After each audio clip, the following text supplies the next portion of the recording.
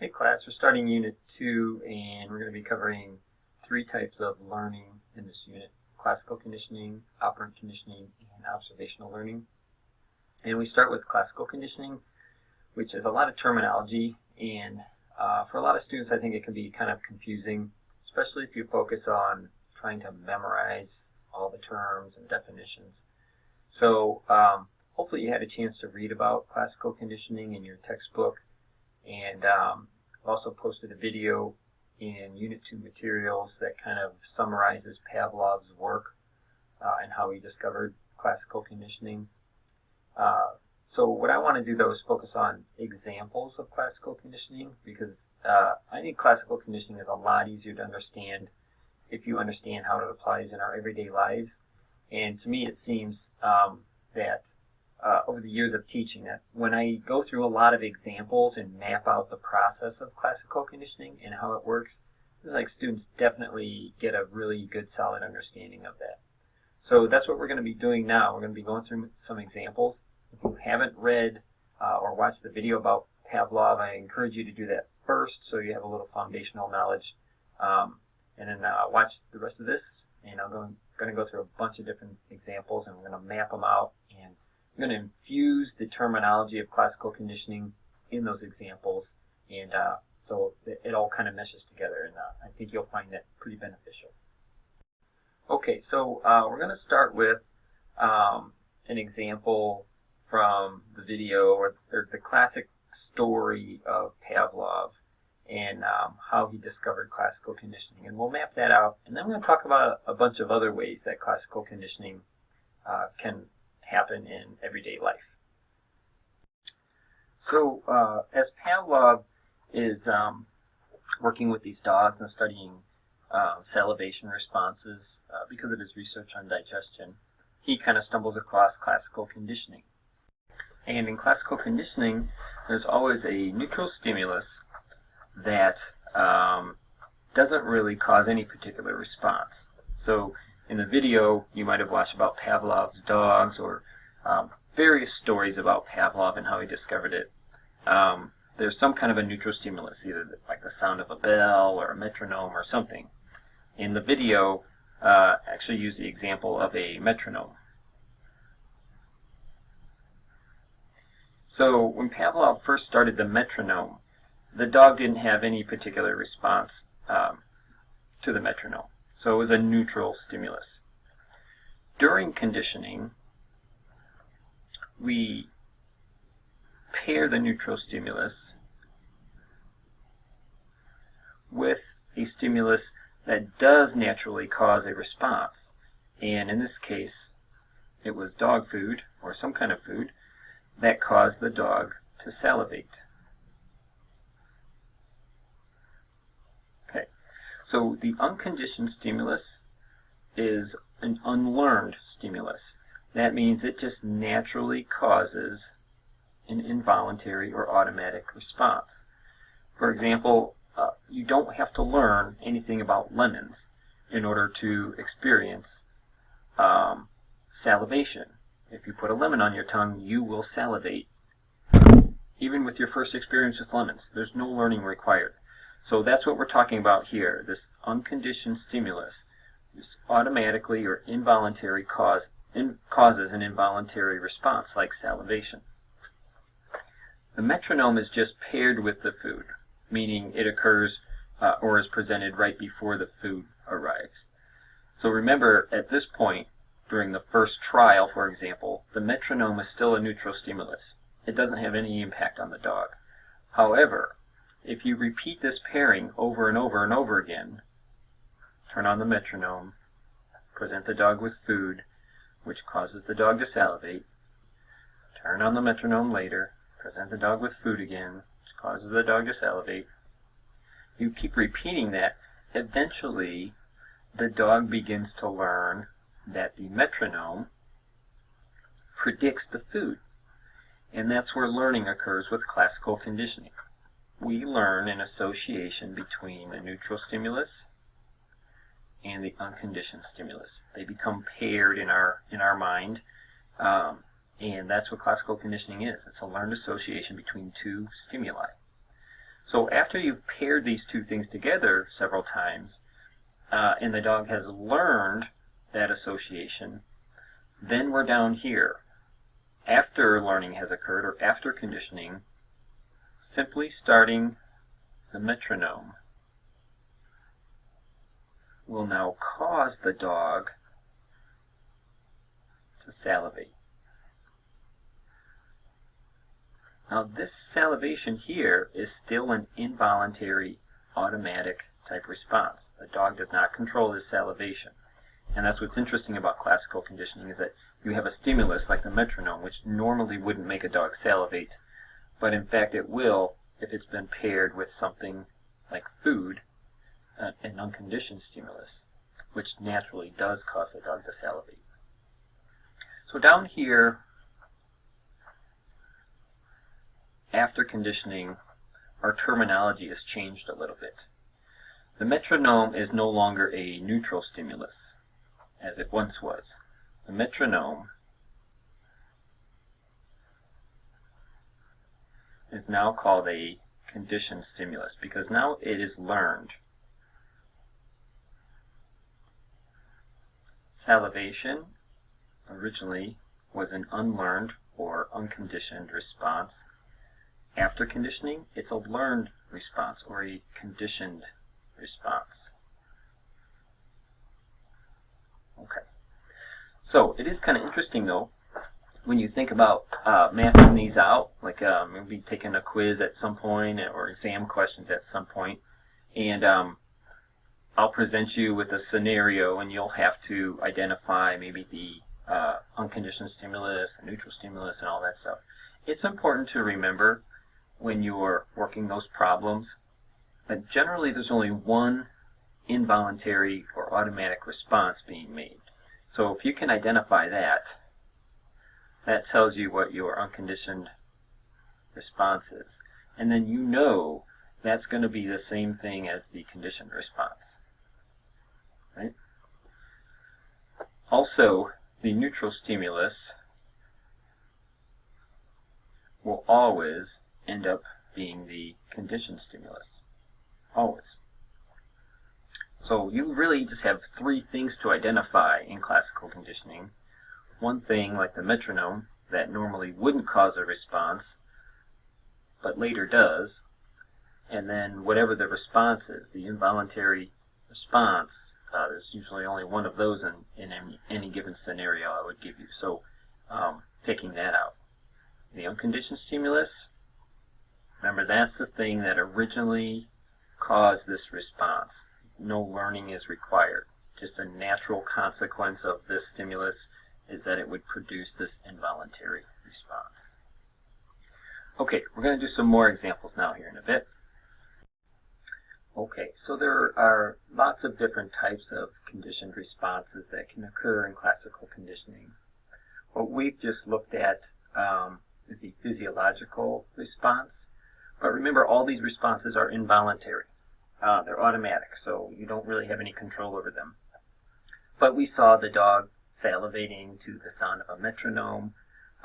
Sometimes in animals or humans, that can also be other physiological types of changes that occur automatically, like a change in heart rate, for example. There can also be muscular reflexes, as long as it's an involuntary type of muscular reflex, like flinching and things like that. We have emotions that can be triggered automatically or involuntarily by certain stimuli. And also our likes and dislikes, or our attitudes about things, can be automatic judgments that we make about people or events. So I'm going to go through some more examples that touch on these different types, and I'm hoping that then you start seeing a connection with how this might play out in your everyday life. Another common way that we see this as a physiological process is with what we call taste aversions. And taste aversions are really common in people. And generally what happens would be a situation where something naturally causes you to be nauseous or ill. Then a neutral stimulus had been kind of paired with that. And that neutral stimulus then elicits the same kind of response. These are good examples of times where classical conditioning can occur in one trial, meaning you don't have to repeat a pairing of the neutral stimulus and the unconditioned stimulus over and over and over again. So I'm going to give you an example. A lot of people can relate to this in terms of consuming too much alcohol, for example. So let's just use the example of, let's say, oops, I'm sorry, go back. The example of drinking too much alcohol. So let's say you have somebody who actually likes orange juice, doesn't have any particular problem with orange juice, doesn't certainly cause them to be nauseous. If you were to consume a beverage that contained orange juice and a lot of alcohol, maybe vodka, I think they call those fuzzy navels. They're not nearly as popular as they used to be, and you drink a lot of that to the point that you get nauseous. Now, remember, it's the alcohol that made you nauseous, right? The orange juice was just paired with that. But what's interesting in these scenarios is that if you drink too much orange juice and alcohol mixture in one sitting, you can become very nauseous. And it only takes one time for that to happen. And the consequence of that might be that the smell or taste of orange juice then makes your stomach pretty queasy, or you might experience some of that nausea again. This can even happen in situations where, I'll give you an example of my personal life, where I had the flu, and my mom encouraged me to eat a little something. I was feeling okay, you know, how the flu is, your nausea kind of goes in waves, and I was kind of feeling a little better. I'm sure there's some kind of flu virus I had, which was causing me to be nauseous. And my mom encouraged me, though, at some point to get a little something in my stomach. And so I had lima beans, which I really liked at the time. But sure enough, the nausea came back, and I eventually ended up throwing up and everything. But I remember after that one pairing that, wow, the thought of lima beans, the sight of lima beans, the smell of lima beans, after that made my stomach really queasy. And that lasted for several years. Later, we'll explore how sometimes these learned associations will disappear over time, which was my case with lima beans. I'm okay with lima beans nowadays, but sometimes they do last forever. And we'll talk about that a little bit later, though. So let's look at an example of an emotional reaction. Let's say that, let's say there's a particular song that, maybe even a song that you enjoy. Let's just say the name of the song is,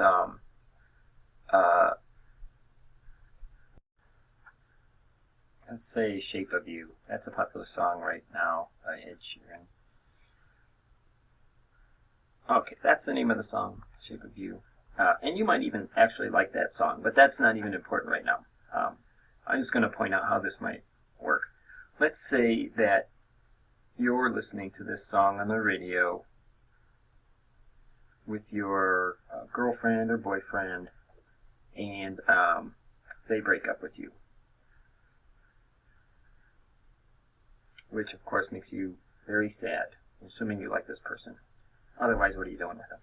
Alright, which makes you very sad. And from that day forward, every time you hear this song, Shape of You, it automatically makes you feel sad. Right? Point is, you don't even have to, when you hear this song as a conditioned stimulus, you don't even have to think about the breakup. It would just be kind of an automatic, involuntary reaction to that song. That might even generalize to other Ed Sheeran songs that might have the same effect. And we'll talk about that a little bit later too, where sometimes generalization occurs. This could also be happy emotions too, though. Let's not focus on the negative, but you could have some kind of an event. Maybe that same song was playing on the radio when you received a proposal for a wedding. Or maybe you got called by your boss when that song was playing on the radio and your boss told you that you had just been promoted or received a big raise. Something that makes you happy. Oops. And then from that day forward, every time you hear that song, that could make you automatically feel quite happy. So this can occur also with odors. Like certain people have conditioned emotional responses to certain perfumes or colognes because they associate that particular odor with a person or an event that made them happy. So there's lots of ways that this can play out. Okay, let's talk about attitudes, the way we judge people. And there's a fair amount of research in psychology indicating that some of our attitudes are unconscious, meaning they're kind of deeply embedded in that we make really quick intuitive judgments about people, sometimes based on appearances, maybe on skin type, all kinds of things. And we can override those with conscious attitudes and choices, but a lot of times these quick gut check reactions that we have to people are based on classical conditioning. So let's use this example of maybe just a name. Sometimes you have a gut check kind of reaction to somebody just based on their name. And let's say let's say somebody's dating a guy named Jimmy. All right? And I'm just focusing on the name here, Jimmy. But Jimmy broke up with you. Oh my gosh, why am I doing so many depressing things here? Jimmy broke up with you, and now you hate him. You don't like him. You just dislike Jimmy. And then a couple months later, let's say you're at a party with some friends, and one of your friends introduces you to a guy she met in class. Now, it's not your ex-boyfriend, but it's another guy named, you guessed it, Jimmy. And Jimmy introduces himself, says, "Hey, I'm Jimmy." And you just automatically kind of don't like this guy, you know? And the point is that through classical conditioning, you have this learned, I don't want to say hate, it's kind of a strong word for somebody you've met the first time, but that same kind of general attitude about this person just based on their name. And I suppose you could look at this as one of the reasons why Adolf is not a popular name in German culture anymore. At one time, Adolf was a very popular name, but after, of course, Adolf Hitler and the Holocaust and all that, not too many people name their kids Adolf anymore. But the point is that's just a name. Adolf is just a name, but of course we associate that name with the Holocaust and Adolf Hitler, which a lot of people, of course, don't like, and rightly so. All right, this last example I'm going to show you would be an example of a muscular reflex, and I'm going to queue up a video here in a little bit, and have you watch this video, and then we're going to go over it in light of classical conditioning. Hey Psych 101 class, I'm David and I'm going to be testing Pavlov's theory of classical conditioning on my roommate Brian. The conditioned stimulus will be this sound effect. That was easy. And then I'm going to shoot him with this airsoft gun. He will soon learn the relationship between the sound effect and the shot before he gets too hurt. That was easy. That was easy. Ah! That was easy.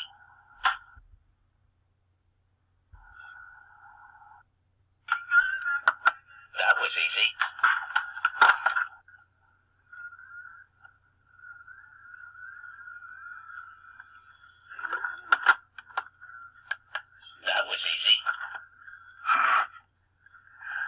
guys, looks like Pavlov's theory worked.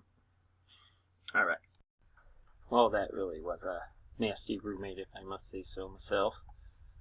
All right, so we can map this out a little bit, and sometimes I think it helps when you have examples you have to work through, just to think about maybe what the response was and kind of work your way backwards. That's what I'm going to do here. You're of course welcome to do it however you want, but the involuntary response being made there clearly was his roommate flinching.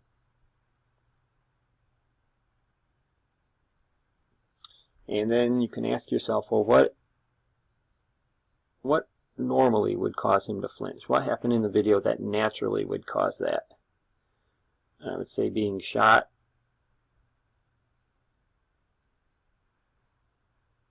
with the airsoft gun. And remember that the unconditioned response and the conditioned response should be the same. So we know at the end of the video, after classical conditioning, something was causing him to flinch, something that normally wouldn't cause him to flinch. So at the end of the video, what was causing him to flinch was the phrase that was easy. And you can fill that in up here because we know that the neutral stimulus and the conditioned stimulus should be the same. And then you kind of check, does that make sense?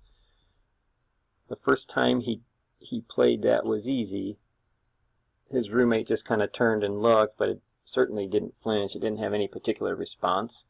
Then he did that was easy, and then paired that with him being shot. Being shot caused him to flinch. And he did that several times, and then towards the end, just hearing the phrase, that was easy, definitely caused him to flinch. So that is one way that we can experience muscular reflexes, but remember they're involuntary. If when he did that was easy and his roommate got up and ran out of the room, we would say that's not classical conditioning, because running out of the room is a voluntary behavior. It's not involuntary. And that would be a better example of a different type of learning called operant conditioning, which we'll be talking about a little bit later. So this wraps up my examples that I wanted to go through. Hopefully you can see that there's a lot of diverse ways that classical conditioning can play out in our lives, and you've taken some time to think about how those will apply to your life as well. Okay, so that wraps this up. Thanks for watching and listening, and we can move on to the next part of this module.